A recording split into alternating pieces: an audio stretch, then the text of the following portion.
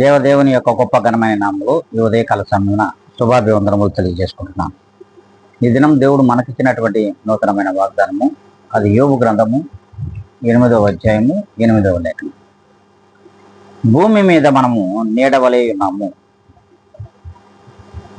మనము ఈ భూమి మీద నీడవలే ఉన్నాము.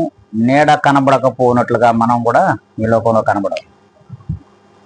చూడండి, మనం మనుషులమే అయినను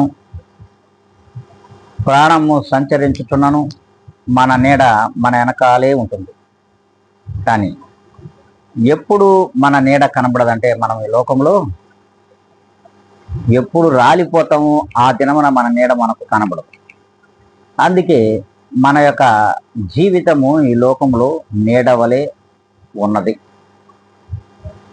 కనుక నీడలాంటి మన జీవితం ముగించుకోవడానికి ఏ దినమో ఆ దినము మనం చెప్పలేం. కనుక ఉన్నన్న నాళ్ళైనా నీడలా ఉన్నటువంటి మన జీవితాలు, మన బ్రతుకులు మరి దేవునిలో స్థిరపడాలని ఆశ కలిగిన ప్రాణములతో మనం ఎదురు చూస్తాం. అలా ఎదురు చూసేవారైతే ఇప్పుడే ప్రార్థనలో ఏకీభవించాలి.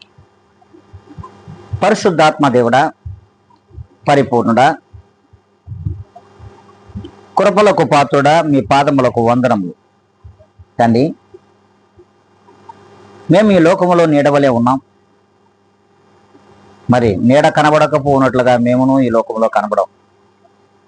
ఆయనను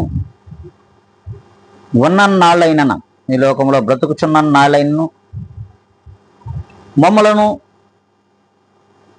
ఈ లోకములో మీ కృపచేత మాత్రమే వర్ధిల్లింప చేయమని క్రీస్తు యేసు యొక్క గొప్ప ఘనమైన నామములో నిజదేవుణ్ణి కనుగొనడానికి మీ కృపను మాపైన కుమ్మరించి మీలో మమ్మల్ని నడిపించమని బ్రతిమలాడుకుంటూ క్రీస్తు యేసు నామంలో అడిగి వేడుకొని ప్రార్థిస్తున్నాను మా తండ్రి.